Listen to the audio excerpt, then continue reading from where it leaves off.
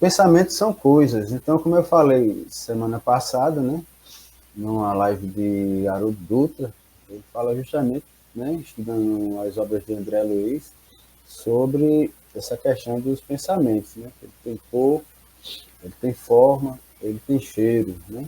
Pode-se acrescentar que são coisas animadas de um movimento que lhes é próprio, isto é, que são corpos não simples, mas compostos, formados de matéria no plano astral, e que esta matéria carregada de força mental, constitui um verdadeiro poder. Né? Então, os pensamentos a gente dá forma, a gente dá cor, a gente dá cheiro aos nossos pensamentos. Né? São vibrações, são ondulações, podemos fazer essa comparação, essa analogia. Então, é preciso, segundo o próprio autor, Arthur Wille, a gente vigiar os nossos pensamentos. Isso aqui ele está ainda, estou terminando a primeira parte do livro, né? Ele vai falar muito sobre pensamento, uma tecla que ele vai bater muito do início ao fim do livro, e ele vai trazer justamente que o magnetizador, né, ele precisa ter consciência justamente disso aí. Então, eu peguei uma citação de Joana de Anjos: o homem pode ser considerado o pensamento que exterioriza, fomenta e nutre. Né? Eu sou, como dizia Buda, aquele que pensa, né? Você é aquele que pensa. Então, eu fiquei filosofando aqui comigo sobre essa frase dele, e depois eu escutando Haroldo, eu comecei a pensar, a raciocinar, né?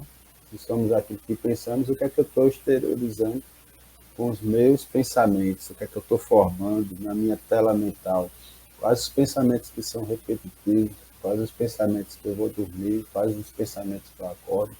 Se eu tenho pensamento altruísta, né? Pensamentos de aí, propagar boas ideias, né?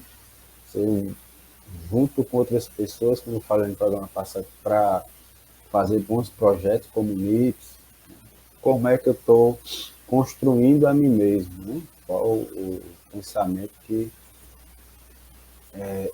vai ser a minha construção. Então, um pensamento qualquer que nos ocorre faz vibrar nossa matéria mental e suas vibrações comunicam-se em torno de nós por ondulações análogas às dos movimentos ondulatórios que se observam na superfície da água tranquila, a qual se atirou uma pedra, e tudo entra na ordem ao cabo de alguns instantes, sem pressão, não foi muito forte. Então, a analogia que ele faz bastante interessante é justamente a de uma pedra jogada dentro da água, né? Como é que o nosso pensamento funciona? Como se fosse ondulações, né? E qual é a impressão que eu estou dando a essa ondulação? Aí vai depender da força do pensamento, né? Daquilo que eu estou tentando exteriorizar. E aí é claro que vai depender de muita coisa, né? Nesse meu pensamento, da educação que eu tenho, né? Se essas águas vão ser, uma vez atirada essa pedra, dos meus sentimentos, das minhas mágoas, dos meus ressentimentos, que ondulações ela vai ter, né? Vai depender muito do sujeito. Mas se o pensamento se impõe à nossa atenção, se é intenso, apresenta muitas vezes no campo da consciência. Se a impressão é forte, põe em movimento certa quantidade de força mental, que circunda constantemente em torno de nós, formando a nossa psicosfera, né? Essa força atrai assim a matéria astral, que acaba por nos envolver e formar a atmosfera ou aura que assinalei no primeiro capítulo. Ele vai tratar isso no primeiro capítulo, né? Então, eu coloquei uma frase bastante interessante aqui: não seja refém de seus pensamentos. Né? Se a impressão é fraca, se joga uma pedra, né, dos meus sentimentos, das minhas, né, e qual a onda que ele vai gerar, né? Melhor dizendo, qual a ondulação que ele vai gerar. Se ele é uma impressão mais forte, né?